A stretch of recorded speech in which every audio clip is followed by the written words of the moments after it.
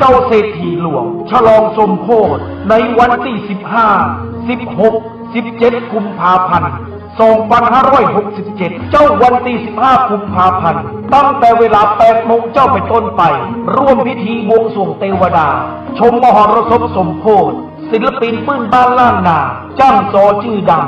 คณะไอ้วัดเมืองเถิดเวลาบ่าย 3 โมงพิธีทำบุญทักษิณาทานตามต้องสะเปาอดีตเจ้าอาวาสและบรรพชนผู้มีคุณอุปการพิธีแห่เครื่องสักการะพระพุทธมิ่งมงคลมุนีสีเคลาขบวนฟ้อนเล็บโดยจ้างฟ้อนจิตอาสา108 คนฟ้อนถวายเป็นพุทธบูชาชมขบวนแห่ขวดตาลอย่างยิ่งใหญ่เวลา1 ทุ่มพิธีพุทธาภิเษกเบิกเนตรพระพุทธมิ่งมงคลมุนีสีเคลาพระสงฆ์เจริญพระพุทธมนต์สวดมนต์ตั้งแสดงพระธรรมเทศนาสาราธิสารสูตรปารมีปัญจันพุทธาภิเษกเกจิครูบาอาจารย์5 รูปนั่งปกจิตภาวนาพิธีสวดเบิกเก้าว่างตลอดทั้งคืนเจ้าวันที่16เวลาบ่าย 3 โมงเป็นต้นไปคณะศรัทธาของวัดต่างๆร่วมแห่แห่ตานต่อชมการแสดงศิลปะวัฒนธรรมล้านนาและมหรสพดนตรียิ่งใหญ่อลังการวิจิตรการตาวันที่17ตั้งแต่เวลา 10 โมงเจ้าเป็นต้นไปพิธีตามต่อพระพุทธมิ่งมงคลมุนีสีเคลาองค์ประธานในพิธีโดยพระเดชพระคุณรองศาสตราจารย์ดร.พระเทพเวทีเจ้าคณะภาค 6เปิดป้ายพระพุทธมิ่งมงคลมุนีสีเคลาอาคารพิพิธภัณฑ์ประเพณี12 เดือนล้านนาร่วมเป็นเจ้าภาพเจ้าศรัทธาเจ้าภาพโรงทานเจ้าภาพน้ำปานะเจ้าภาพกันเตเจ้าภาพกันสวดเจ้าภาพกันเบิกเจ้าภาพทายทาน200 ชุดละ 2,000 บาทและเจ้าภาพต่างๆติดต่อสอบถามรายละเอียดได้ที่ผู้ช่วยศาสตราจารย์ดร.พระครูสิริธรรมบัณฑิตเจ้าอาวาสวัดมิ่งเมืองมูลรองผู้อำนวยการฝ่ายวิชาการมหาวิทยาลัยมหาจุฬาลงกรณราชวิทยาลัยวิทยาสงฆ์นครลำปาง064 949 5999หรือทำบุญผ่านบัญชีธนาคารกรุงไทยสาขาประตูชัยบัญชีออมทรัพย์เลขที่536-086-1738ชื่อบัญชีวัดมิ่งเมืองมูลบัดนี้หรือไปร่วมงานตามตอดสมโภชพระพุทธมิ่งมงคลมุนีสีเคลาหรือพระเจ้าเศรษฐีหลวงขนาดหน้าตัก8 เมตรในวันที่15 16 17 กุมภาพันธ์ 2567 ณ วัดมิ่งเมืองมูลถนนพหลโยธินลำปางงาวตำบลพิชัยอำเภอเมืองจังหวัดลำปางโดยกันเด้อครับ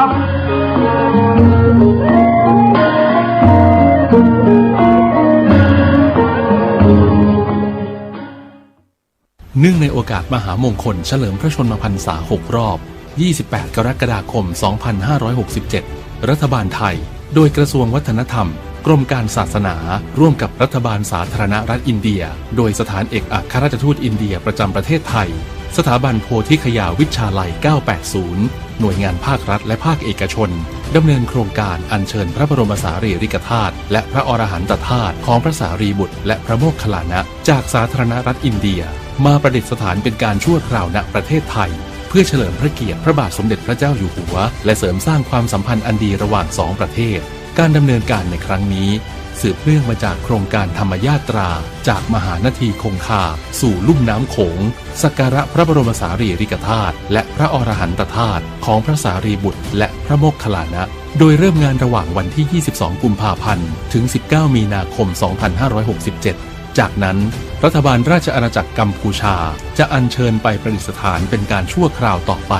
รัฐบาลได้จัดพิธีอัญเชิญพระบรมสารีริกธาตุและพระอรหันตธาตุของพระสารีบุตรและพระโมคคัลลานะอย่างยิ่งใหญ่โดยการจัดริ้วขบวนการเจริญพระพุทธมนต์การเจริญภาวนาการเผยแพร่องค์ความรู้ผ่านสื่อประชาสัมพันธ์ต่างๆการจัดนิทรรศการสารคดีและหนังสือองค์ความรู้เป็นต้นโดยจัดพิธีอัญเชิญในวันที่ 23 กุมภาพันธ์ 2567 ณ มณฑลพิธีท้องสนามหลวงจากนั้นอัญเชิญไปยังจังหวัดเชียงใหม่อุบลราชธานีและกระบี่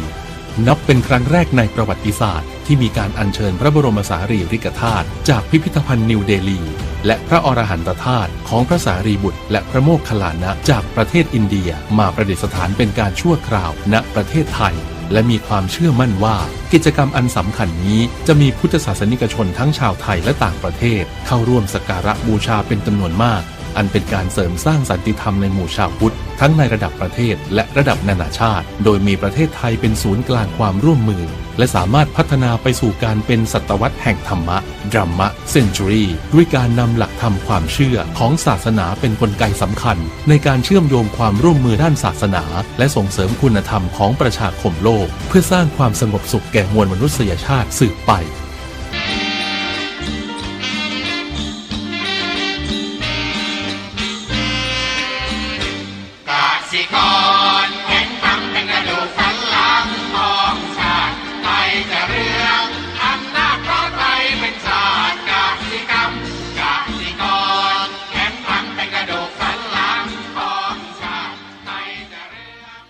รายการต่อจากนี้ไป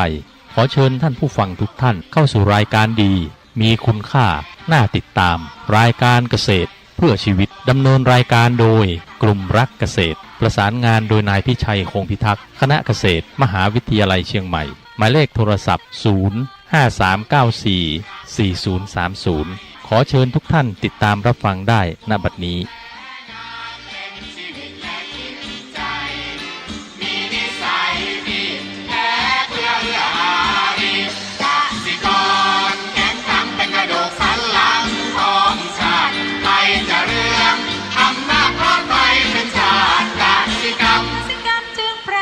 เป็นหลักมันอาชีพสำคัญผู้ไทยที่ไรสีใครจะเก็บใครจะแข็งแรงทวี สวัสดีครับท่านผู้ฟังพบกับรายการเกษตรเพื่อชีวิตสำหรับวันนี้เสนอเรื่อง Mindset ก่อนเข้าสู่รายการก็มีธรรมะมาฝากท่านผู้ฟังหัวข้อจากหนังสือพจนานุกรมพุทธศาสตร์ฉบับประมวลศัพท์เรียบเรียงโดยเทพเวทีประยุทธ์โตมหาจุฬาลงกรณราชวิทยาลัยพิมพ์เผยแพร่ปี2533หัวข้อธรรมะวันนี้คือสิกขาคำว่าสิกขาแปลว่าการศึกษาการสำเนียกข้อที่จะต้องศึกษาข้อปฏิบัติสำหรับฝึกอบรมมีอยู่3อย่างคือ 1. อธิศีลสิกขาฝึกอบรมในเรื่องศีล 2. อธิจิตตสิกขาฝึกอบรมในเรื่องจิตเรียกง่ายๆว่าสมาธิ 3. อธิปัญญาสิกขาฝึกอบรมในเรื่องปัญญารวมเรียกว่าไตรสิกขาทีนี้สิกขานุตตริยะคือการศึกษาอันเยี่ยมได้แก่การฝึกอบรมในเรื่องอธิศีลอธิจิตและอธิปัญญาทีนี้ในสิกขาการศึกษานี่ก็จะมีสิกขาบทคือข้อที่ต้องศึกษาข้อศีลข้อวินัยบทบัญญัติข้อหนึ่งในพระวินัย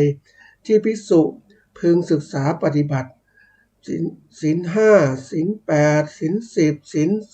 227ศีล311แต่ละข้อเรียกว่าสิกขาบทเพราะเป็นข้อที่จะต้องศึกษาหรือเป็นบทฝึกอบรมตนของสาธุชนอุบาสกอุบาสิกาสามเณรสามเณรีภิกษุและภิกษุณีตามลำดับอันนี้ก็พูดถึงเรื่องสิกขานะท่านผู้ฟังขยายความไปทั้งหมดและคุมและเรื่องการศึกษาการข้อที่จะต้องศึกษานี้ก็มีส่วนสำคัญมากคือปกติแล้วเนี่ยเราเองเนี่ยเขาเรียกเราจะความรู้เราจะเจริญก้าวหน้าเนี่ยก็ต้องศึกษาเนี่ยเป็นตัวที่ทำให้ความรู้เจริญก้าวหน้าขึ้นนี้เจริญก้าวหน้าเนี่ยมันก็ต้องมีข้อที่ควรจะต้องศึกษาเรียกสิกขาบทนั่นแหละนะในข้อปฏิบัติที่เราเรียกว่าศีลอธิศีลสิกขาเรื่องของศีลอบรมเรื่องศีลอบรมเรื่องจิตอบรมเรื่องปัญญาอันนี้เป็นส่วนสำคัญมากเพราะว่าเมื่อเราเรียกว่าจะปฏิบัติได้ถึงทาง แห่งความพ้นทุกข์เนี่ยก็ต้องมีการปฏิบัติที่ถูกทางนะถ้าเราถูกทางได้มันก็ต้องมาจากการศึกษาเป็นเบื้องต้นที่ก่อนเราได้รับบทเรียนจากการศึกษาแล้วเราก็ไปเข้าสู่การปฏิบัติจะทำให้เกิดความเข้าใจที่แท้จริงก็โยงไปสู่ความก็เรียกเรียนรู้แจ้งเห็นจริงก็จะเกิดขึ้น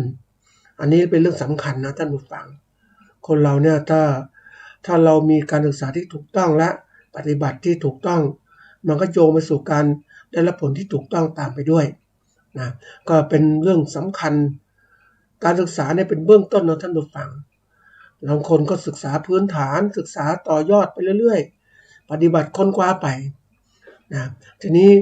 เราเองเนี่ยถ้าอยู่ในโลกของเขาเรียกว่าโลกของความเจริญก้าวหน้า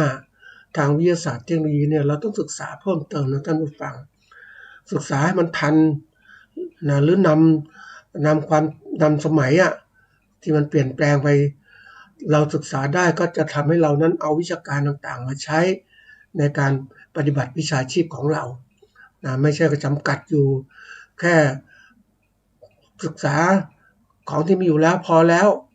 นะไม่ศึกษาโลกของความเปลี่ยนแปลงคือการที่ศึกษาเนี่ยมันต้องมีเขาเรียกว่ามีหลักการศึกษาเพื่อความเจริญก้าวหน้าทางความรู้เราเนี่ยเราจะต้องไม่หยุดการศึกษาเพราะว่าถ้าเราหยุดเมื่อไหร่ปุ๊บเนี่ยมันไม่ทันปุ๊บก็เข้าสู่โลกของการแข่งขันไม่ได้นะเป็นเรื่องสำคัญมากเพราะฉะนั้นศึกษาเนี่ยมันต้องมีการศึกษาอย่างต่อเนื่องและตลอดเวลา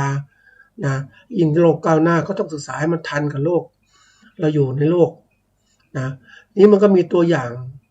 นะก็อยากจะเล่าเพิ่มเติมเพื่อประกอบคำว่าศึกษาเนี่ยในโลกของการเปลี่ยนแปลงนั้นทุกฝั่งอย่างประเทศอิสราเอลที่อยู่กลางทะเลทรายเนี่ยเจอปัญหาอุปสรรคในการทำการเกษตรต่างๆจะทำมากินยังไงเจริญก้าวหน้าก็ต้องทำยังไงก็ต้องพัฒนาจะต้องปลูกพืชให้ได้จะได้เกิดประโยชน์เกิดขึ้นในการเราใช้พื้นที่เขาก็ต้องมีการศึกษาว่าดินมันเป็นยังไงดินการเกษตรเนี่ยคือจะสิ่งแวดล้อมมันไม่เหมาะสมเนี่ยแต่เขาต้องทำให้มันดีขึ้นเขาต้องเริ่มจากการศึกษาเรื่องดินฟ้าอากาศอุณหภูมิมันสูงทำยังไงแต่ก็เริ่มจากการที่มีพืชเพราะว่าพืชเป็นตัวที่สำคัญในการที่จะปรับสภาพดินฟ้าอากาศนี่เขาก็เริ่มปรับปรุงดินนะเพื่อการปลูกแล้วก็น้ำเพื่อใช้ในการปลูกพืชก็ต้องน้ำชลประทานระบบน้ำหยดและน้ำที่มาจากการที่มาจากน้ำทะเลก็จะมีการกลั่นกรองเอาเกลือออกนะให้เป็นน้ำเพื่อใช้ในการเกษตรแล้วเริ่มปลูกพืชโดยเทคโนโลยีทันสมัยพัฒนาพันธุ์พืชต่างๆให้ดีขึ้นวิธีการผลิตที่ทันสมัยมากขึ้นบางพืชบางอย่างเนี่ยก็ปลูกในโรงแจ้งบางพืชบางอย่างก็ปลูกในโรงเรือนเพื่อจะต้องปรับปรุงอุณหภูมิต่างๆแล้วเมื่อปรับปรุงพวกนี้การปลูกพืชได้แล้วเนี่ยสภาพของภูมิอากาศก็เริ่มเปลี่ยนเรียก climate change ก็จะเกิดขึ้นนะมันก็ทำให้การเปิดสภาพของการเป็นพื้นที่เกษตรที่มีความเขาเรียกว่าเหมาะสมในการปลูกพืชและเริ่มใช้เทคโนโลยีการเกษตรสมัยใหม่ก็ไปใช้การให้น้ำให้ดินให้ปุ๋ยต่างๆเนี่ยได้ผ่านเขาเรียกว่าผ่านทางท่อน้ำนี่แหละไปยังต้นพืชเพราะนั้นพืชได้รับแสงจากดวงอาทิตย์เกิดกระบวนการสังเคราะห์แสงดูดน้ำในท่อนั้นนะปุ๋ยต่างๆเจริญโตก็เกิดการสังเคราะห์แสงเกิดขึ้นก็เจริญเติบโตแล้วก็สร้างดอกสร้างผลที่เกิดขึ้นมันอาศัยเวลานะท่านผู้ฟังคนอยู่ในสภาพแวดล้อมอย่างนี้เขาเรียกต้องสู้เขาเรียกความรักแผ่นดินและรักแผ่นดินนี้สู้กับชีวิตเพื่อยกระดับชีวิตให้ดีขึ้นไม่ใช่หนีไปอย่างนี้แล้วก็พัฒนาการผลิตสินค้าเกษตรจนทั้งเขาส่งออกมีชื่อเสียงการเกษตรนี่คือการสู้แล้วก็พัฒนาตลอดเวลานี่คือเขาเติบโตได้เพราะอะไรรู้ไหมก็เพราะการศึกษาเขาให้ความสำคัญการศึกษาแล้วก็วิจัยแล้วก็ศึกษาเพิ่มเติมประสบการณ์จากการทดลองเรียนรู้จากสิ่งเป็นจริงก็ทำให้เขานั้นประสบความสำเร็จนะนี่คือส่วนสำคัญเนี่ยก็เป็นเรื่องทำไมถึงเป็นอย่างนี้ก็เพราะมันเข้ามาถึงที่ว่าเรื่องหัวข้อนี่แหละคนเราเนี่ยจะทำอะไรที่สำเร็จเนี่ยมันต้องมีเขาเรียกว่า จิตใจที่มีความมุ่งมั่นในการพัฒนานะเราอยากจะอยู่บนโลกนี้ก็ต้องมีความมุ่งมั่นในการพัฒนาที่เกิดขึ้นอีกตัวอย่างหนึ่งมานั่งคิดถึงอันนี้เป็นของเมื่อกี้อิสราเอลนี่ก็เป็นของคนไทยได้มีโอกาสไปคุยสัมภาษณ์คนที่เขาเรียกว่ามีอาชีพค้าขายนะค้าขายอาหารปักใต้อาหารก็มาอยู่ภาคเหนือเนี่ยเขาทำอาหารปักใต้ซึ่งเขาทำได้ดีมากท่านผู้ฟังทีนี้มาดูคนที่เขาทำอาหารได้ดีฝีมือดีทุกอย่างเขาทำด้วยตัวเองหมดเลยทีนี้มันก็เขาก็ขายอาหารหน้าโรงเรียนหน้าอะไรต่างๆตลาดนัดต่างๆก็พัฒนาได้ดีท่านผู้ฟังก็มีกำไรนะมีกำไรก็เขาก็ทำแบบไปเรื่อยๆท่านผู้ฟังเพราะว่าเขาไม่ได้คิดว่าจะต้องใหญ่รวยต่างๆแล้วเนี่ยเขาทำไปเรื่อยๆก็ค้าขายไปส่งลูกเรียนได้อะไรได้ก็พอแล้วไม่ขยับขยายธุรกิจเนี่ยคือคนเราเนี่ยถ้าคิดอยู่แค่นี้มันก็ไม่ขยายธุรกิจเขาเริ่มจากที่เขาทำเองทุกอย่างทำเองขายเองคมทุกอย่างเลยเพราะนั้นเขาไม่จ้างแรงงานก็เอาตัวเขาเองทำหมดเลยทีนี้ทำหมดมันก็มีโอกาสข้อจำกัดคือตัวเองทำทั้งหมดไม่ได้มันไม่สามารถขยายธุรกิจได้แต่เขาทำอย่างนั้นเพราะว่าเขาก็คิดว่าแค่นี้พอแล้วเขาก็คิดอย่างนั้นทำพอลูกเรียนพอมีพอกินพอใช้ไม่เดือดร้อนอะไรก็ค้าขายอย่างนี้คือเขาไม่คำนึงถึงการโลกของการแข่งขันอะไรต่างๆที่จะเกิดขึ้นเขาก็พอที่ว่าอยู่กับชีวิตไปวันๆนึงคือทำไปขายไปได้กำไรก็หมุนเวียนอยู่อย่างเนี้ยคือคิดในแง่ของการประกอบการแบบคนทั่วไปมันไม่มีความคิดถึงจะเป็นนักธุรกิจที่จะเติบโตเขาก็ทำแค่นี้เขาก็พอแล้วนะอันนี้เป็นแนวคิดแล้วก็ทำมานานนะท่านผู้ฟังย้ายมาอยู่ทางใหม่ประมาณกับ20-30 ปีแล้วก็ยังอยู่แบบเนี้ย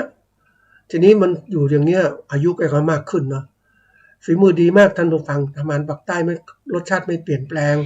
แล้วก็ไม่ลดเครื่องเทศไม่ลดอะไรทำทุกอย่างรักษาทีนี้จะผลิตอาหารกับร้านอื่นๆบางทีแรกๆก็ขายรสชาติแบบนี้แบบเดิมแบบใต้ตอนนี้ก็เปลี่ยนอีกคือมันก็เลยกลายเป็นไม่ดีแต่คนนี้ทำให้ดีนะทำได้ดีแต่ว่าเขาก็อยู่ท่านนี้แหละทีนี้มาดูธุรกิจอีกคนหนึ่งก็มาจากปักใต้เหมือนกันแต่ทำในแง่ที่เรียกว่าทำแล้วเนี่ยเมื่อมันเติบโตคือโอกาสที่เติบโตมันมีมากเนี่ยกำไรขายกำไรมากก็ทำไงดีอยากได้กำไรมากขึ้นก็ขยายร้านขยายการประกอบการก็คือว่าจ้างคนงานมาคนงานช่วยขายคนงานอะไรต่างๆแกก็ปรุงเองขายเองนะแต่มีคนเสิร์ฟคนอะไรต่างทำช่วยนะทำอาหารทุกอย่างช่วยทีนี้มันเริ่มเติบโตขึ้นมันขายได้ดีขึ้นคนงานก็มากขึ้นปกติก็จะกินแบบชนิดที่ว่าคนมากินก็คือตักราดหรือตักเป็นชุดอาหารให้กินนะทีนี้คนมามากขึ้นก็เช่าร้านเพิ่มขึ้นขยายพื้นที่คนงานมากขึ้นแกก็เริ่มคุมเฉพาะเรื่องของการปรุงอาหารแต่ทีนี้อาหารมันเยอะมันปรุงไม่คุมไม่ได้มันก็ได้ไม่สมบูรณ์เท่าไหร่แต่พออยู่ได้คือหมายความว่ารสชาติยังกับข้าวบางอย่างก็พัฒนาได้รสชาติดีบางอย่างก็รสชาติมันก็ดีแต่ก็มีบางส่วนรสชาติไม่ดีก็เพราะจ้างคนอื่นมาทำแทนแต่เมื่อธุรกิจมันโตขึ้นนะเขาก็เริ่มที่ว่าทำไม่หมดทุกอย่างเขาก็ทำแต่นั้นเป็นผู้ประกอบการคุมเรื่องของปัจจัยการผลิตทำยังไงให้รสชาติดีจ้างคนงานทำนี่เขาก็เติบโตจนรวยท่านผู้ฟังรวยแล้วก็ขยายมีเปิดร้านเพิ่มขึ้นมีสาขาต่างๆมากขึ้นแล้วก็ไปขายในที่ต่างๆนะทำศูนย์การค้าต่างๆแล้วไม่พอก็คือผลิตอาหารแบบชนิดว่าตักเป็นกับข้าวถุงนะกับข้าวถุงแล้วเริ่มที่จะขายประเภทที่เรียกว่าทำออนไลน์ได้ขายได้บางส่วนนะก็เริ่มทำแล้วเพราะว่ามันเป็นอะไรที่แบบคือจะอยู่เล็กๆแล้วเนี่ยคือคนเราเนี่ยท่านผู้ฟังถ้ามันโตเนี่ยมันจะโตมันหยุดไม่ได้มันก็ลงทุนไปเรื่อยๆนี่มันความคิดความอ่านมันเปลี่ยนนะท่านผู้ฟังเพราะความคิดความอ่านอยากจะเป็นผู้ประกอบการอยากจะมีกำไรเยอะๆ ผู้ประกอบการนี่คือผู้ที่ประกอบการใช้ปัจจัยผลิตเพื่อจะสร้างผลกำไรซึ่งตัวนี้ก็ผิดจากรายแรกเขามาเริ่มไม่นานเริ่มก็หลังๆนั้นแหละแต่เขาก็เติบโตจนถึงวันนี้มีร้านอาหารของเขาเยอะแยะไปหมดหลายสาขามากเรียกว่าเป็นนักผู้ประกอบการธุรกิจนั่นแหละ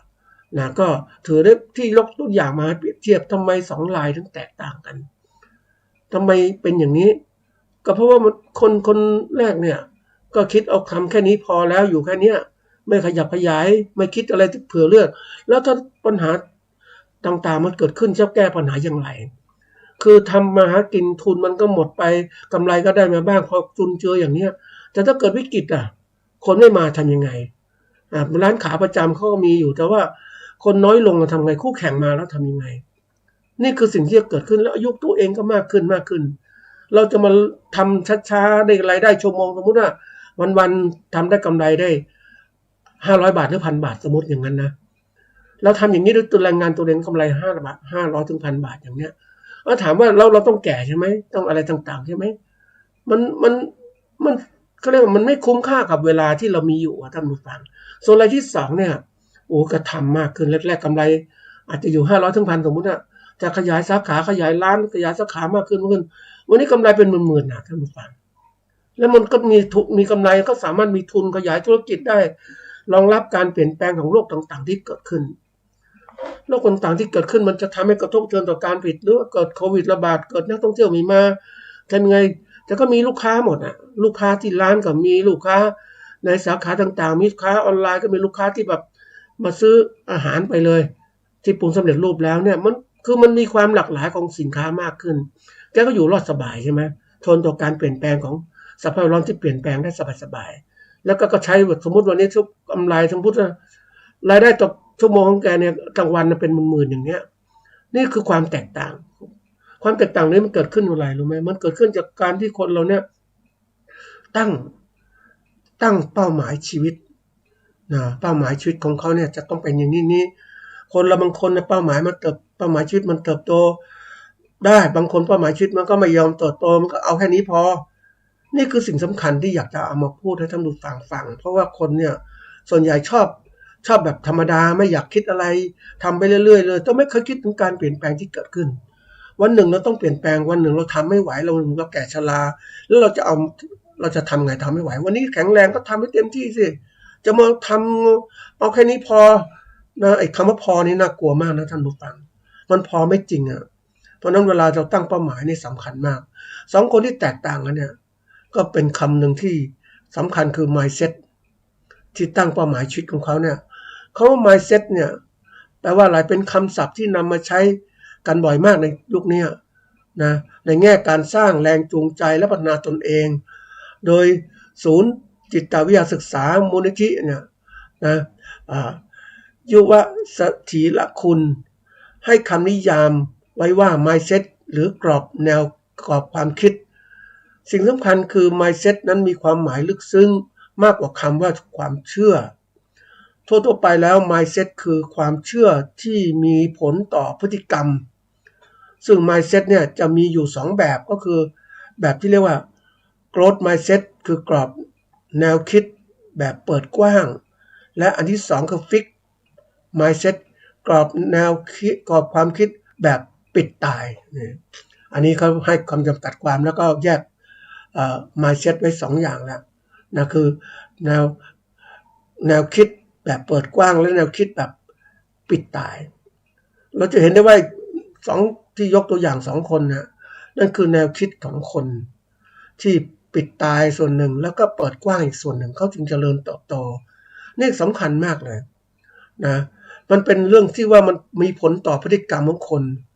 คนเราเนี่ยถ้ารู้จักตั้ง mindset ที่ดีมันจะทำให้เราได้มีโอกาสประสบความสำเร็จเขาเรียกว่ามีงานวิจัยของนักจิตวิทยาพบว่าคนประสบความสำเร็จนั้นจะต้องมี mindset นะคนละแบบกับคนทั่วไปโดยคนทั่วไปประสบความสำเร็จแบบ mindset ทั่วไปก็จะมีทั่วไปไม่กว้างแต่ว่าเป็นแบบ growth mindset เป็นพวกที่มีความเชื่อว่าตัวเองพัฒนาทักษะต่างๆได้ที่ตัวเองบกพร่องในขณะที่คนทั่วไปมักจะมี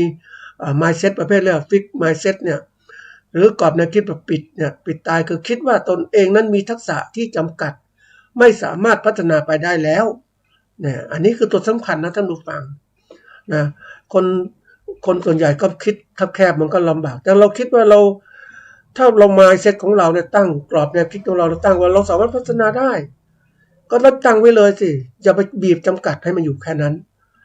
คนส่วนใหญ่ก็ถูกบีบแค่นั้นเหมือนกับที่ยกมาพูดในรายการเกษตรเพื่อชีวิตเนี่ยก็เพราะว่าเกษตรกรก็ยังเป็นเกษตรกรเดียวนั้นแหละนะแต่ว่าถ้าผู้ประกอบการเกษตรเนี่ยเขาเติบโตแล้วเขามี mindset อีกแบบหนึ่งเปิดกว้างในการปรับปรุงตลอดเวลาเขาจึงเจริญก้าวหน้าไงท่านผู้ฟังคงสังเกตได้ว่าคนเราเนี่ยสมมุติเรามีพื้นที่นา10 ไร่เนาะเราได้กำไรสมมุติว่าขายได้ข้าวเกวียนละ10,000สมมุติเกวียนละ10,000เนี่ยนะเกวียนละ10,000เนี่ยนะ10 ไร่ละ100เนี่ยก็สมมุติไร่ละตันนึงเนี่ยก็ได้ละ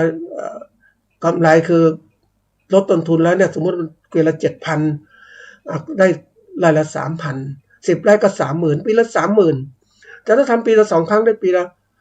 60,000ทำปีละ3 ครั้งได้ 90,000นั่นคือการใช้พื้นที่เกษตรของเราทำทันนั่นแหละถามว่าเฮ้ยทำไมก็เราคิดที่นั้นเราจะปลูกข้าวเราไม่คิดพืชอื่นแต่เราคิดพืชอื่นได้ไหมไปปลูกลองกองลองสาดปลูกขนุนปลูกไม้ผลต่างๆที่มีมูลค่าสูงขึ้นหรือปลูกมะม่วงน้ำดอกไม้ทวายอย่างเนี้ยมันจะได้มากกว่า 90,000ตลอดปีได้มากกว่า 10,000แน่นอนแล้ว 90,000เนี่ยมันก็พูดถึงค่าแรงเรานะท่านผู้ฟังมันก็น้อยมากแล้วถ้าเราปลูกพืชเชิงเดี่ยวมันก็เสี่ยงภัยต่างๆถ้าปลูกพืชหลายๆอย่างเนี่ยมันก็ช่วยการที่ว่าลดการเสี่ยงภัยต่างๆเราจัดการเวลาอย่างคุ้มค่านี่คือจุดสำคัญศักยภาพเราก็สูงขึ้นด้วยแล้วเราจะทำนาอย่างนี้แล้วเราดูดิให้วิเคราะห์ตัวเองว่าเฮ้ยเราที่ผ่านมา5 หรือ 10 ปีที่ผ่านมาเรารวยขึ้นไหมเราสามารถมีรายจ่ายรายรับได้มากไหมรายจ่ายเป็นยังไงบ้างรายจ่ายสูงขึ้นรายรับก็ต้องเปลี่ยนแปลงนิดหน่อยยิ่งถูกในทุนกดราคาแล้วทำยังไงนี่คือสิ่งสำคัญที่สุดคือการเปลี่ยนแปลงแนวคิดของเราจะอยู่แบบแค่นี้พอสมาหากินพอเนี่ยสมถะหรือจะปล่อยตามยถากรรมมันก็เป็นสิ่งที่เราไม่น่าทำนะครับทุกฝั่งเพราะว่าเราเองเป็นมนุษย์ที่มีศักยภาพสูงเราจะอยู่ยั้งอยู่ทำอย่างนั้นยังไงยุคปัจจุบันเนี่ยคนที่เพลินได้มีโอกาสคุยกับคนรุ่นใหม่นะท่านผู้ฟังเขาคิดถึงว่าเฮ้ยเขาไม่ได้ทำแบบเรียกว่าประเภทคนรุ่นเก่าเนี่ยทำเพื่อจะเก็บเงินนะเอาไว้ใช้ตอนแก่เฒ่านะไอ้คนรุ่นใหม่เนี่ยมันเก็บเงินเที่ยวไปขึ้นไปมันไปมันไม่คิดมากมายเพราะมีสวัสดิการสังคมมีอะไรพร้อมรองรับมันก็จะอยู่ได้สบายแต่อยู่ได้สบายแบบชนิดที่ว่าจะต้องทำนะแต่แล้วบางคนก็เริ่มว่าเฮ้ยแทนที่60 ปีเกษียณ55 ปีเกษียณไหมนี่เริ่มคิดกันแล้วนะเพราะได้มีโอกาสไปเที่ยวถ้าแก่ชราจะเที่ยวยังไงแนวคิดของคนมันเปลี่ยนนะน้องฟังวันนี้ถึงบอกว่าถ้าเราไม่เปลี่ยนแนวคิดกรอบแนวคิดที่มีผลต่อพฤติกรรมเราเนี่ยก็จะเป็นแบบนี้แหละนะเราต้องฝึกนะท่านผู้ฟังว่าเราต้องมีก็เรียกว่ามีการตั้ง mindset ที่ถูกต้องลงทำที่ถูกต้องนะคนเราเนี่ยถ้าก็บอกว่ามันถ้าไม่ตั้ง mindset ถูกต้องมันจะทำให้คนมันเฉื่อยช้าแล้วก็เรื่อยๆไปอย่างเนี้ยนะมันลำบากนะท่านผู้ฟังนะตัวอย่างเช่นคนเราถ้ามันมีแนวคิดที่ว่ากรอบแนวคิดที่เปิดกว้างกับกรอบแนวคิดที่ปิดแคบปิดตายนะเขาบอกความคิดของคนเนี่ยมันแตกต่างกันอย่างเขามีการสำรวจให้เราสำรวจตัวเราเองว่าเรานั้นมีกรอบแนวคิดเพื่อพฤติกรรมของเราเป็นอย่างไรสำรวจตัวเองคือดูกรอบแนวคิดประเภทแรกคือประเภทที่กรอบแนวคิดที่เปิดกว้างประเภทที่2คือกรอบแนวคิดที่ปิดตายกรอบแนวคิดที่เปิดกว้างก็จะเป็นผู้ที่เรียนรู้สิ่งใหม่ๆพัฒนาตนเองนะแล้วก็เปิดโอกาสการทำงานที่ยากขึ้นทำงานมากขึ้นเรียนรู้จากปัญหาต่างๆนะคำวิพากษ์วิจารณ์ต่างๆพยายามพัฒนาทักษะนะเพิ่มความสามารถขีดความเชี่ยวชาญนะพยายามคือเรียกว่าความพยายามอยู่ที่ไหนความเด็ดอยู่ที่นั่นเขาพยายามตั้งอกตั้งใจทำนะแล้วก็ยอมรับข้อมูลต่างๆเขาเรียกว่ามีการเปิดกว้างให้คน วิพากษ์วิจารณ์ได้แล้วเพราะต้องการปรับปรุงตัวเองนะแล้วก็ยกย่องความสำเร็จของคนอื่นด้วยก็มีการเขาเรียกว่าเปิดกว้างใจตัวเองยอมรับต่างๆนี่คือตัวสำคัญความคิดเปิดกว้างส่วนความคิดปิดตานั้นคือมีความสามารถอยู่ระดับที่น่าพอใจแล้วไม่ต้องทำเลยแล้วปฏิเสธงานยากทำเพื่อเสี่ยงความเป็นผิดพลาดต่างๆกลัวหมดเลยเอาแค่นี้แหละเพื่อสบายของเราแล้วก็พยายามอย่างหนักที่จะให้ได้รับการติชมในแง่ดีเนี่ยพยายามมันไม่ดีเนี่ยเสียไม่รับเปิดไม่รับเปิดเพิกเฉยต่อคำติชมของคนอื่นพยายามที่จะเขาเรียกว่าความพยายามนะคือสิ่งเปล่าประโยชน์นะบอกพยายามไปแล้วเนี่ยก็เปล่าประโยชน์ทำแล้วไม่ได้อย่าพยายามเลยนะอยู่แค่นี้พอแล้วละเนี่ยแล้วก็ยอมแพ้ต่อสิ่งต่างๆอย่างง่ายดายไม่สู้เขาเรียกซ่อนจุดบกพร่องไว้เพื่อไม่ให้คนอื่นเห็นใช้เป็นตัวตัดสินคนนะปิดบังตัวเองรู้สึกกลัวแล้ววิตกกังวลเมื่อคนรอบข้างประสบความสำเร็จคือโลกมันเปลี่ยนแปลงท่านผู้ฟังคนที่เราอยากจะประสบความสำเร็จเราต้องเปิดกว้างตัวเองเรียนรู้ถึงใหม่ๆยอมรับว่าทำไมภาคเกษตรหรือไม่พัฒนาร่วมอยู่นี่เพราะคนเราเนี่ยสังคมเกษตรเราอยู่สังคมเดี๋ยวนี้มันก็ยังบอกว่าเราก็แยกกันอยู่นะตั้งแต่เป็นครอบครัวแยกกันอยู่แล้วเนี่ยแล้วก็อยู่ก็ทำอาชีพเกษตรอย่างเนี้ยคืออยู่ในโลกของในชนบทในกลุ่มของตัวเองไม่ได้มองโลกเกษตรที่กว้างขวางขึ้นถ้าเราไปรู้เกษตรเราเรียนรู้โลกเกษตรกว้างขวางขึ้นอย่างที่บอกอิสราเอลมันทำไมก็เติบโตอย่างขนาดนี้ทั้งที่ดินก็เป็นทะเลทรายแต่ประเทศไทยดินก็ดีหมดนะดีดินดีอะไรดีป่าไม้ก็ดีแต่ทำให้ป่าไม้หมดไปดินกลายเป็นทะเลทรายมีความแห้งแล้งเกิดขึ้นแล้วอพยพย้ายที่ดินเปลี่ยนพื้นที่ไม่ยอมปลูกเลยอันนี้เรื่องจริงนะท่านผู้ฟังอยู่ในเพลินว่าไปมีอาชีพทำนาเนี่ยเราทำนาแล้วก็คิดกับพื้นที่ต้องปลูกนาละปลูกข้าวอย่างเดียวไม่ได้คิดพืชอื่นแต่เวลาตอนแรงๆโอ้โหนามันร้อนมากเราเขาเรียกพยับแดดเต็มไปหมดเลยแล้วพอเราพื้นที่มันว่างมันร้อนต่างๆทั้งหมดแต่ถ้าเราปลูกพืชมันล่ะแล้วปลูกมะม่วงปลูกอะไรต่างๆมันจะร่มเงาเป็นตั้งพักทำนู่นทำนี่ได้เห็นไหมคือการที่เราคิดโลกที่กว้างขวางมันจะทำให้เราเขาเรียกสร้างความสมดุลของสิ่งแวดล้อมทางภูมิอากาศที่เกิดขึ้นแต่เราคิดเฉพาะมุ่งมองว่าทำเกษตรทำนาว่างจากนาก็ไม่ทำอะไรพื้นที่ก็ว่างเปล่ามันไม่ได้ใช้พื้นที่ก็ร้อนนะท่านผู้ฟังอันนี้คือตัวอย่างเราคือโลกที่คับแคบมันเป็นตัวสำคัญในการทำให้คนคิดคับแคบแต่เราเปิดกว้างเราได้ศึกษาโลกต่างๆมากขึ้นเราก็จะเรียนรู้โอ้มันเป็นอย่างนี้นะในโลกมันนี้นะเราที่สัมภาษณ์ท่านที่นำมาออกรายการคือได้คุยกับคนเนี่ยนะแล้วเห็นว่าเขามีทำไมเขาเจริญก้าวหน้าคนบางคนเป็นนักธุรกิจประสบความสำเร็จคนบางคนก็ยังอยู่ยำเดิมอย่างเนี้ยใช้ชีวิตมีได้คุยกับคนที่เขาเรียกว่าเป็นข้าราชการทหารเขาเรียนจบโรงเรียนใน10เหมือนกันนะอีกคนหนึ่งจบใน10ปลดเกษียณได้ยศร้อยเอกร้อยตรีอีกคนปลดเกษียณได้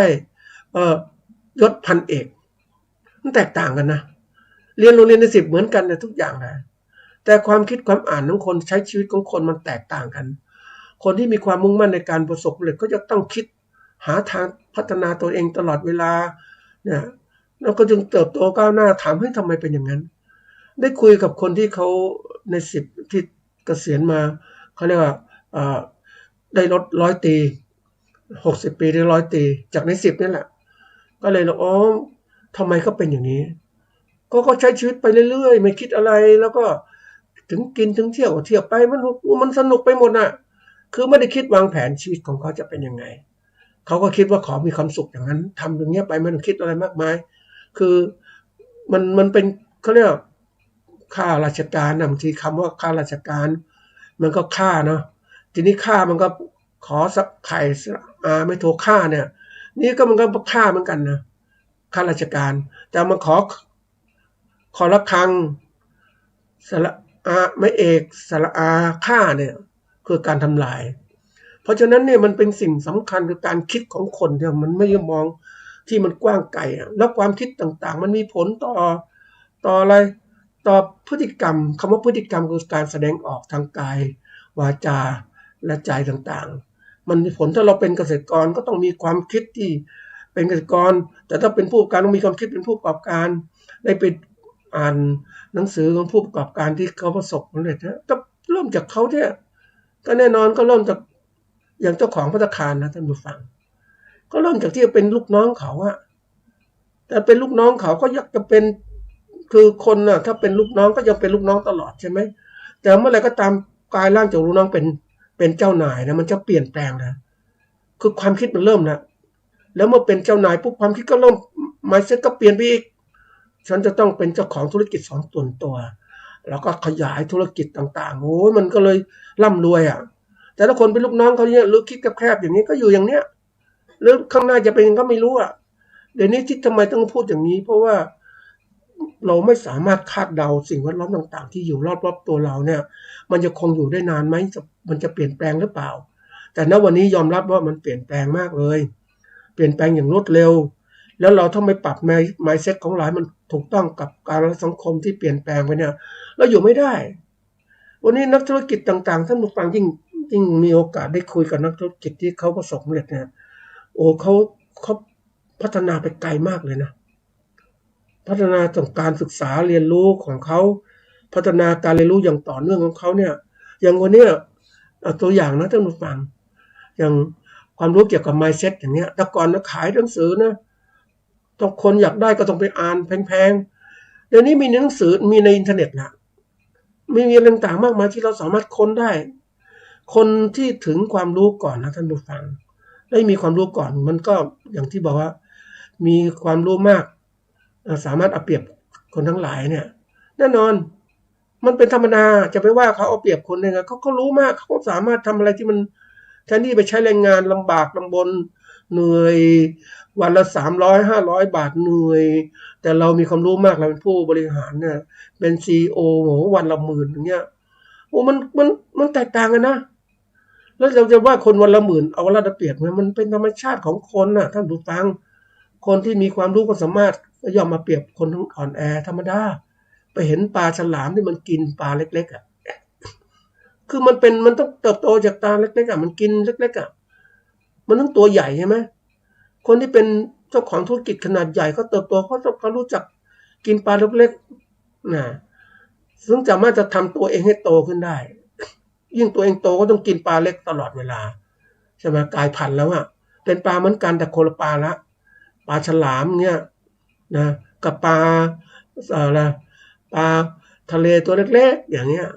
มันก็แน่นอนธรรมชาติเป็นอย่างนั้นเพราะฉะนั้นวันนี้มันสิ่งนี้มันเกิดขึ้นมันเป็นธรรมชาติแล้วก็มันก็อย่างที่บอกว่าถ้าเราไม่พัฒนาตนเองนะเราเป็นปลาฉลามด้วยกันสมมติว่าปลาฉลามด้วยกันจะเรากินปลาตัวกินปลาเล็กก็จริงแต่ว่ามันกินน้อยกินน้อยไอปลาฉลามมีตัวนึงมันก็ปลาฉลามเหมือนกันแต่มันกินเยอะมันก็ตัวใหญ่ขึ้นอะไรขึ้นความว่องไวอาหารการกินพลังงานในตัวมหาศาลนี่คือตัวอย่างการแข่งแย่งชิงดีในโลกของธุรกิจเกษตรหรือธุรกิจต่างๆมันมีมากมายทีเดียวนะท่านผู้ฟังดูแล้วเนี่ยมันเป็นสิ่งที่เขาเรียกว่าน่ากลัวนะน่ากลัวคือเรารู้มากเกินไปเนี่ยยังเห็นว่าเอาละง่ายๆผู้ประกอบการธุรกิจเกษตรนี่แหละเลี้ยงสัตว์เนี่ยนะร่ำรวยทีนี้เขาก็จะลดคู่แข่งใช่ไหมคู่แข่งก็คือเกษตรกรรายย่อยๆเป็นคู่แข่งเขาเลี้ยงหมูก็ไม่ได้มาตรฐานอะไรต่างๆเนี่ยก็เลยต้องพยายามทำไงให้มันยกระดับการผลิตเขาดีขึ้น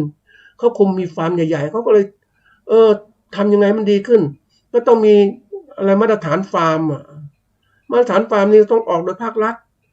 นะเพื่อยกระดับการค้าการขายสินค้าเกษตรฟาร์มสัตว์ให้มันดีขึ้นก็มีมาตรฐานฟาร์มก็แน่นอนรายใหญ่ก็ต้องการอยู่แล้วเพราะเขามีความพร้อมทีนี้มันก็เลยภาครัฐก็เลยไปต้องออกมาตรฐานฟาร์มเลี้ยงสัตว์ปรากฏว่ารายเล็กพัฒนาไปไม่ได้มันเล็กไม่มีทุนพัฒนาฟาร์มฟาร์มหมูไม่มีทุนพัฒนาฟาร์มขยายหมูไปเลี้ยงนอกชุมชน แล้วก็ไม่มีทุนไม่พอแล้วยังไม่มีอาหารการกินที่ดีสำหรับหมูตัวเองมันก็อยู่ไม่ได้ท่านผู้ฟังมันขายแข่งไม่ได้แล้วอ่ะก็ต้องเลิกกิจการขาดทุนนี่คือการแข่งขันแบบชนิดที่เรียกว่าถูกหลักเกณฑ์ตามกฎหมายที่กำหนดแต่ถามว่าสิ่งเหล่านี้มันเกิดขึ้นเพราะอะไรมันเกิดขึ้นเพราะแน่นอนใครใหญ่ใครอยู่เล็กๆก็ต้องไปเห็นไหมแล้วถามว่ายุติธรรมในสังคมไหมมันก็ยุติธรรมในเรื่องของการแข่งขันนั่นแหละเป็นประชาธิปไตยมันก็แข่งขันใครใหญ่ใครได้ประโยชน์นะใครเล็กก็แน่นอนอ่อนแอก็เสียประโยชน์ธรรมดาอย่างนั้นเนี่ยทีนี้มันดูที่มันสิ่งแรกที่สุดเนี่ยในการที่เราจะพัฒนาเลยมันต้องดูตรงนี้ mindset ที่ว่ามันจะมีผลเราต้องพัฒนาตนเองอย่างที่บอกว่าพระพุทธเจ้านั้นท่านปฏิบัติท่านต้องการมรรคผลนิพพานแล้วก็ตั้งเป้าหมายแล้ว mindset ต้นไว้ว่าจะต้องบรรลุมรรคผลนิพพานใหญ่นะใหญ่มากเลยแล้วเราทำไมไม่ตั้งเราถ้าเราทำเรื่อยๆไปเฉยๆไม่มีเป้าหมายอะไรทำอะไรไปเนี่ยมันไม่มีเป้าหมายพวกก็ทำอะไรเฉยชาใช่ไหมแต่เรื่องความมุ่งมั่นจริงจังมันต้องทำนี่คือตัวอย่างเพราะนั้นทำที่อันนี้มันมีผลต่อพฤติกรรมของคนนะอย่างเราเองนะพูดตรงๆนะถ้าไม่มีเขาเรียกว่าถ้าไม่มีเป้าหมายอะไรที่มากพอเนี่ยมันก็อยู่เฉยๆอย่างนี้ดีกว่าอยู่สบายๆ mindset แบบปิดตายประเภทอย่างนั้นแต่อันนี้มันโลกมันเปลี่ยนแล้วท่านผู้ฟังแล้วเสร็จแล้วเนี่ยมันจะเกิดกระบวนการเรียกว่าคัดเลือกโดยธรรมชาติแล้วนะใครอ่อนแอก็อยู่ไม่ได้ธรรมชาติอย่างนั้นอันนี้มันก็เริ่มระบบการพัฒนาเกษตรแบบสมัยใหม่คนรุ่นใหม่ก็คนพัฒนาที่การศึกษาที่ดีขึ้นเข้าใจโลกที่มากขึ้นนะเขาเรียก mindset เนี่ยนะเป็นเรื่องที่สำคัญมากเลยมีผลต่อความสำเร็จของชีวิตและการทำงานของเรามากเราต้องตั้ง mindset ที่ถูกต้อง mindset ถูกต้องมันมาจากอะไรมาจากตัวเราเองที่ต้องศึกษาให้มากขึ้นมันสำคัญมากนะท่านผู้ฟังว่าทำยังไงจะมี mindset ที่ดีก็แน่นอนก็ mindset ที่ดีก็ต้องมาจากว่านะคือเรามีความมุ่งมั่นก็ทำเลยเห็นโลกกว้างๆทำแล้วไม่ต้องเขาเรียกว่ามองดูความเป็นไปได้เกิดประโยชน์ที่สูงขึ้นพอแล้วนะแล้วก็ถ้าเรามากลัวนู่นกลัวนี่กลัวคำติดชินนินทากลัวคนอื่นว่าคือถ้าเรามีข้อมูลที่มากพอเราทำเลยเป็นพวกประเภทที่กลุ่มนั่นเรียกว่าบุกเบิกนะจะทำอะไรซ้ำๆเดิมๆอย่างเนี้ยเหมือนสมมติเรามีนาอยู่1 ไร่แล้วก็ทำเดิมทำนา1 ไร่อย่างเนี้ยไม่เอาเราเปลี่ยนแล้วพวกมันไม่คุ้มค่าการทำนาเราก็เปลี่ยนมาปลูกอย่างอื่นได้ไหมเลี้ยงสัตว์ได้ไหมใช้พื้นที่คุ้มค่าที่สุดอย่างเนี้ยได้รายได้ตรงเนี้ยนะอันที่สองก็คือว่านะแล้วเมื่อกี้คือต้องไม่แคร์เสียงคนเราดูเหตุผลทางที่เหมาะสมเราทำเลยแล้วก็บางอย่างที่มันไม่สมบูรณ์แบบหรอกมันก็มีคำแล้วก็มันก็มีความไม่สมบูรณ์แบบมันเกิดขึ้นเราเป็นผู้พัฒนาเนี่ยแล้วมันก็ต้องมีการเปรียบเทียบเหมือนกันนะท่านผู้ฟังเปรียบเทียบเพื่อให้รู้ว่าเราอยู่ขั้นไหนมีการดูต่างๆแล้วก็ความผิดพลาดมันมีอยู่แล้วเราก็ต้องคือเราเป็นผู้บุกเบิกก็ไม่ต้องกลัวความผิดพลาดเราทำงานอย่างจริงจังเลยนะมันก็รู้ว่าคือถ้าเราจะทำอะไรแล้วแต่เรามีหลักการวิธีการเหตุผลที่ถูกต้องเนี่ยมันไปได้หมดนะท่านผู้ฟังในสิ่งที่เราทำมันมีเหตุผลรองรับอะไรต่างๆมันน่าจะประสบผลสำเร็จมันก็ประสบผลสำเร็จเราสามารถคาดเดาได้เลยนะอันนี้เป็นตัวสำคัญนะคือเราบางคนที่บางครั้งเนี่ยคนไม่กล้าทำอะไรต่างๆเนี่ยมันคือว่ามันเขาเรียกอะไรกลัวสังคมจะว่ากลัวหาเป็นคนประเภทที่ว่าความคิดแปลกประหลาดคนพวกนี้คนที่เขาคิดอะไรแปลกประหลาดท่านผู้ฟังแน่นอนมันถ้าเขาคิดที่ถูกต้องเขามีความคิดเขาเองเนี่ยเขาทำได้สำเร็จนะถ้าเขาทำสำเร็จจริงๆนะเพราะว่าเขาจะไม่ติดกับความคิดเดิมๆเขาจะมีอะไรที่เปลี่ยนแปลงนะแล้วก็มันก็มีการที่ว่าเหตุผลต่างๆที่มันจะเกิดขึ้นมันก็ทำให้คนนั้นทำอะไรได้มากขึ้นสำเร็จสิ่งหนึ่งก็สำเร็จต่อไปสำเร็จทีละขั้นหมดเลยนะอันนี้เป็นตัวสำคัญนะท่านผู้ฟังว่าคนเราเนี่ยถ้าหวังว่าจะทำอะไรแล้วแต่มีความมุ่งมั่นทำจริงจังเลยอยู่โลกเกษตรก็ทำจริงจังเลยนะทำไม่คือบางทีเราอยู่ในโลกนะเราพอใจในโลกนั้นแหละ เราไม่เคยคิดพัฒนามันก็ลำบากครับท่านผู้ฟังเราถ้าพูดถึงตามหลักแล้วเนี่ยเราจะสร้าง mindset ของเราเนี่ยนะเราต้องเรียนรู้โลกกว้างขึ้นว่าโลกเนี่ยมันมีอะไรต่างๆมากมายนะแล้วก็พยายามสร้างตัวเองนะสร้างความรู้ให้กว้างขวางขึ้นเราจะอยู่กับโลกแคบๆอย่างนี้ไม่ได้นะยิ่งเขาบอกว่าความรู้พวกนี้นะเราจะต้องหาด้วยตัวเองนะมันไม่ใช่ว่าจะไปให้คนอื่นมาบอกว่าเฮ้ยอย่างนี้คุณทำอย่างนี้สิทำอย่างนี้สินะไอ้ mindset เนี่ยปัจจัยสำคัญสู่ความสำเร็จพัฒนาตนเองสู่ความสำเร็จแน่นอนเลยมันพัฒนาทุกอย่างที่เกิดขึ้นนะถ้าเราทำตรงนี้ได้ดีนะการที่เรามี mindset คือมุมมองความคิดความอ่านของเราต่อสิ่งต่างๆบนโลกนี้ซึ่งมุมมองเนี่ยมันทำให้เรานั้นมาจากการศึกษาแล้วก็มาจากประสบการณ์และการปฏิบัตินะพบเจอสิ่งใหม่มันทำให้เรานั้นโอ้ยิ่งอยากจะพัฒนานะมีคนหนึ่งนะท่านผู้ฟังจะเป็นเกษตรกรธรรมดานะนี่เขาก็เป็นทำจริงจังในอาชีพปรากฏว่าเขาได้รับทุนเดินทางไปเกาหลีนะเกาหลีไปเห็นการเกษตรแบบนี้ในเกาหลีเขา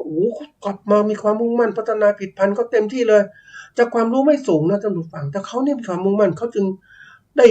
คือเห็นโลกกว้างคือเขาเลยอยากจะทำมากขึ้นอันนี้คือตัวสำคัญนะแล้วก็เรื่องที่เราจะตั้ง mindset ของเราเนี่ยเขาบอกว่ามันต้องทำด้วยตัวเองพยายามปรับ mindset อยู่ตลอดเวลาต่อการพัฒนาตนเอง mindset พวกนี้มาจากอะไรมาจากที่เรียกว่ามาจากการปรับตัวเองก็วิธีพัฒนาmindset ของตัวเองเนี่ยนะเริ่มที่ว่าเราต้องปรับ mindset ของตัวเราเองเสียก่อนนะมันมีทั้งหมดอยู่คือปรับ mindset ของตัวเองนะความกรอบแนวคิดที่มีสักหนึ่งแล้วก็มีเขาเรียกว่าต้องตั้งเป้าหมายที่ชาญฉลาดต่อการปรับปรุงกรอบแนวคิดตัวเองและพัฒนาตนเองอย่างชาญฉลาดเปิดโลกทัศน์ใหม่ๆด้วยการอ่านหนังสือออกจากคอมฟอร์ตโซนคือโซนที่มันทำให้เราอยู่สบายอยากจะพอแล้วแค่นี้ไม่ได้มันต้องออกมาอยากเป็นคนแบบไหนก็ลองพาตนเองไปอยู่กับคนและสภาพแวดล้อมแบบนั้นนะสนุกไปกับกระบวนการมากกว่าทำงานแบบการทำเป้าหมายให้สำเร็จเนี่ยมันสนุกมันเพลินนะทีนี้มาดูรายละเอียดว่าเริ่มจากการยอมรับตัวเองต้องมี mindset ต้องปรับ mindset ใช่ไหมเราทำอะไรไม่สำเร็จก็ต้องดูว่าให้มันเป็นเพราะอะไรเนาะเป็นเพราะว่าเรามีกรอบแนวคิดเรื่องนี้มันถูกต้องไหมมันคิดเกินไปหรือเปล่ามันคิดน้อยไปหรือเปล่าปรับพวกนี้มันต้องศึกษาตัวเองวิเคราะห์ตนเองไว้มันเหมาะไหมอย่างนี้นะนี่มันดูว่าใน mindset ต่างๆมันพัฒนาไปเรื่อยนะตามวัยของคนแล้วก็ตามประสบการณ์ของการทำงานของตนเองคนที่เห็นโลกทัศน์กว้างๆขึ้นมันมันจะอย่างที่คนที่ทำอาชีพเกษตรเนี่ยไปดูงานเกาหลีนะความคิดว่าได้คุยกับเขาเนี่ยท่านผู้ฟังว่ามันคือถ้าคนส่วนใหญ่นะมีเขาเรียกจะเป็นไม่มีโอกาสไปอย่างเขาอ่ะแต่เขาไปเนี่ยเขาได้เก็บประสบการณ์เขาได้เห็นสิ่งต่างๆเห็นการต่อสู้แย่งชิงเนี่ยเขาทำให้เขาปรับเปลี่ยนก็กลายเป็นคนแปลกเป็นคนไทยที่แปลกในกลุ่มอาชีพนี่แหละอาชีพสมมติมี100 คนมีเขา1 คนอย่างเงี้ยที่คนเนี่ย1 คนแปลกคนอื่นคือมีความคิดที่ว่ากว้างก้าวหน้ามากขึ้นนะทีนี้มาถึงว่าเราจะมีการตั้งเป้าหมายที่ฉลาดในการปรับ mindset และพัฒนาตัวเองอย่างชาญฉลาดนั้นหลายคนนะเขาบอกว่าการตั้งเป้าหมายเนี่ยที่เจาะจงนะวัดผลได้อันนั้นธรรมดานะทำได้จริงแต่ทีนี้เนี่ยมันช่างก็เรียกเป้าหมายเล็กๆแต่เป้าหมายใหญ่ต้องทำไว้เหมือนกันนะต้องเตรียมการต่างๆเขาเรียกการทำอย่างชาญฉลาดนะมีสติปัญญาประกอบด้วยนะมันทำให้เราสำเร็จได้ถ้าเราคิดให้มันดีถ้าเราทำอะไรเล็กๆมันก็ได้เล็กๆนั่นแหละท่านผู้ฟังนะมันก็ได้กรอบเล็กๆถ้าเราทำใหญ่ก็ได้กรอบใหญ่ขึ้นแล้วเราจะอยู่ตรงไหนกรอบใหญ่ก็พัฒนาตนเองเปิดโลกทัศน์เนี่ยคำว่าโลกทัศน์ก็คือวิสัยทัศน์การมองไปข้างหน้าให้มากขึ้นบางคนวิสัยทัศน์บางคนก็มาจากการอ่านหนังสือเดี๋ยวนี้มาดู YouTube ดู Facebook อันนี้ไม่พอเราจะไปบนโลกทัศน์ก็ต้องไปดูโรงงานของคนที่ทำเรื่องราวต่างๆในประสบความสำเร็จ ในอาชีพเรียวที่เราจะทำแล้วดูงานต่างประเทศอย่างเนี้ยนี่คือตัวอย่างนะมันเปิดโลกทัศน์ที่กว้างขวางขึ้นแล้วมันเห็นโลกต่างๆที่เปลี่ยนแปลงมันก็เอามากำหนดโลกทัศน์ตัวเองแล้วก็วิสัยทัศน์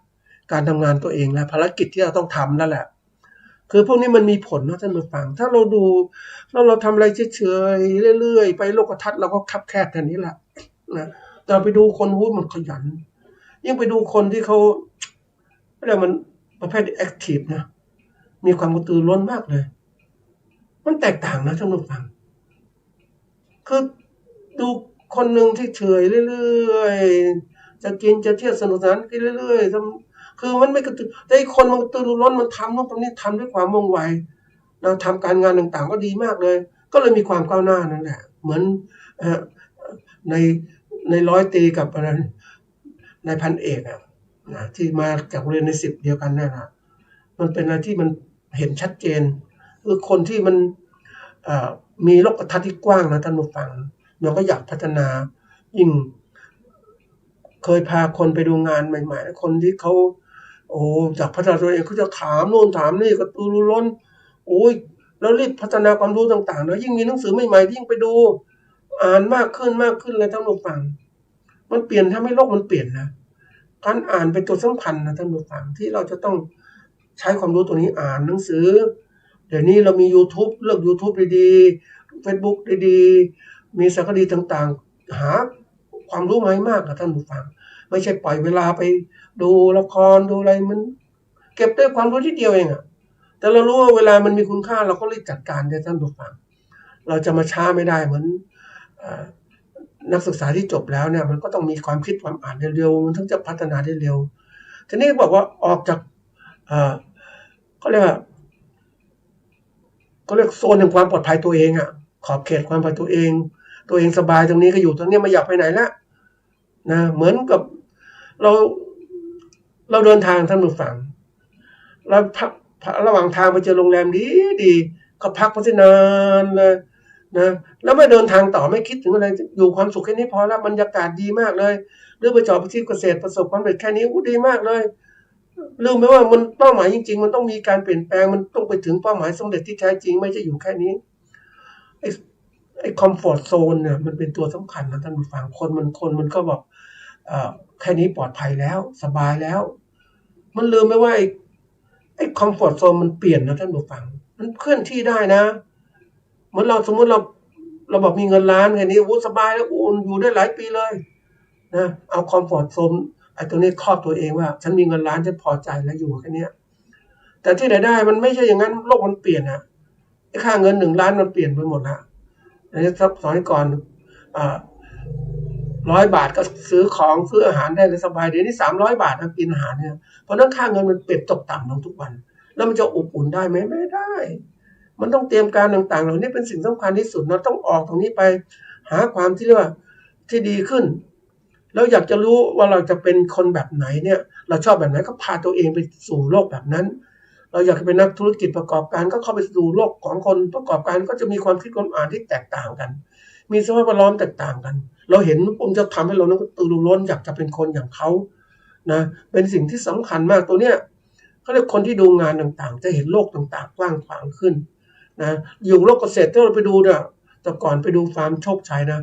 ฟาร์มโคนมไทยเดนมาร์กมันออกมามันแรกๆเลยท่านผู้ฟังนะตั้งที่สระบุรีโอ้โหทำธุรกิจเลยมันทำไมเลี้ยงวัวขาวดำแบ็คแอนด์ไวท์มีลมตลอดมีวัวเต็มหมดเลยในทุ่งหญ้าไม่ให้น้ำแบบสปริงเกิลนะใหญ่โตอากาศมันดีมากเหมือนต่างประเทศเลยเนี่ยแล้วเลี้ยงวัวยังไงเขาเติบโตแล้วมีโอกาสไปดูว่าจะเป็นเจ้าของฟาร์มวัวจะทำไงเนี่ยแล้วต้องทำแบบนี้ไม่ใช่ว่าเลี้ยงแบบจูงวัวไปปล่อยให้มันกินหญ้าอยู่อย่างนั้นเดี๋ยวนี้เขาวัวเนี่ยบางส่วนก็ไม่กินอาหารสดบางส่วนให้กินอาหารสำเร็จรูปเนี่ยเป็นตัวสำคัญนะท่านผู้ฟังเราอยากจะเป็นอะไรก็ทำอย่างนั้นแล้วคิดไปจะทำอย่างนี้มันดีขึ้นนะเราต้องทำงานมุ่งมั่นในการทำงานจริงจังในอาชีพของเราแล้วก็มีเป้าหมายประกอบที่ดีขึ้นไม่ใช่เป้าหมายเดิมๆนะไม่ใช่เดี๋ยวนี้อยากจะให้ทุกคนตั้งเป้าหมายว่ามันโลกปัจจุบันมันไม่เหมือนเดิมแล้วมันเปลี่ยนแปลงเพราะนั้นเนี่ยเราจะมี mindset ที่ดีก็ต้องพยายามดูว่าให้ ความคิดของเราเจริญเติบโตขึ้นนะตลอดเวลาศึกษานะให้มันกว้างเปิดกว้างขึ้นการศึกษาตลอดชีวิตของเราเป็นสิ่งสำคัญนะท่านฟังอย่าหยุดนิ่งนะมันเป็นตัวสำคัญนะแล้วก็การที่ว่าเราต้องเรียนรู้เนี่ยมีการที่ว่าประเภทที่เรียกว่ากรอบแนวคิดหรือทัศนคติเนี่ยให้สำคัญทั้งต่อตัวเราและต่อคนอื่นมันทำให้เกิดความยั่งยืนเกิดขึ้นนะแล้วก็ความคิดเกี่ยวกับโลกต่างๆเนี่ย global mindset เนี่ยโลกมันเปลี่ยนแปลงโลกมันไม่เหมือนเดิมโลกมันมีอินเทอร์เน็ตแล้วเราต้องคำนึงถึงแล้วหาทางตัวเองให้ดีขึ้นพัฒนาตนเองแล้วก็เรียกว่ามีโอกาสคือเราตัวนี้สำคัญคือเราต้องมี mindset เกี่ยวกับความเป็นผู้ประกอบการเป็นนักธุรกิจนะท่านผู้ฟังจะไปคิดแบบเราจะเป็นเกษตรกรลืมเธอตอนเนี้ยนะเราต้องเป็นผู้ประกอบการเกษตรแล้วนะเราต้องเข้าใจโลกที่เปลี่ยนแปลงขนาดนี้โลกของดิจิตอลมันเข้ามาเราเอาประโยชน์จากมันศึกษาข้อมูลต่างๆมากขึ้นนะการผลิตการหาความรู้การขายสินค้าเกษตรของเรานะแล้วหาตรงนี้นะแล้วก็ต้องมีความคิดที่เรียกว่าพัฒนาตนเองให้มันมีความที่เรียกว่านวัตกรรมที่เกิดขึ้นนะเราเขาเรียกว่าถ้ามันไม่ไหวก็หยุดพักนิดแล้วก็พัฒนาต่ออย่าหยุดนะทำอย่างต่อเนื่องนะก็เรียกว่าสร้างสรรค์ความสำเร็จได้แล้วพยายามคิดใหม่ทำใหม่ตลอดเวลาว่าเราจะภูมิใจในความคิดเดิมๆฉันแค่นี้ฉันพอแล้วฉันหยุดตรงเนี้ยมันไม่ใช่เดี๋ยวนี้ความคิดต่างๆมันเปลี่ยนเขาเรียกว่ามีการคิดที่ย้อนกลับมาดูความคิดเดิมมันถูกต้องไหมเขาเรียกมันการกลั่นกรองใหม่อ่ะมันเห็นข้อผิดพลาดหรือข้ออะไรต่างพัฒนาตัวเองอย่างต่อเวลาเขาเรียกคิดอย่างต่อเนื่องนะmindsetตัวนี้สำคัญมากนะท่านผู้ฟังไอ้คิดอย่างต่อเนื่องเนี่ยมันเป็นตัวสำคัญทำให้เราเห็นโลกต่างๆที่เปลี่ยนแปลงเพราะนั้นก็ฝากไว้ว่าแนวคิด mindset ในแนวคิดที่เรามีต่อพฤติกรรมเรามันมีเป็นยังไงบ้างมันทันสมัยกับโลกไหมหรือต้องเปิดกว้างนะ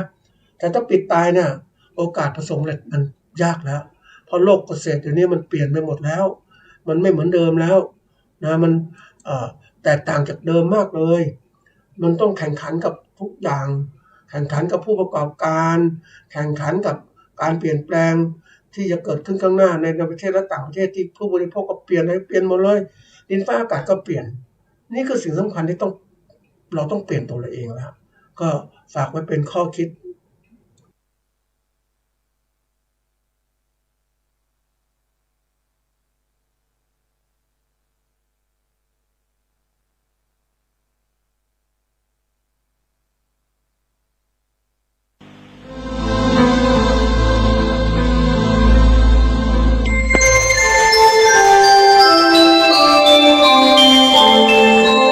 ขณะนี้ท่านกำลังฟังสถานีวิทยุกระจายเสียง FM 104.5 เมกะเฮิรตซ์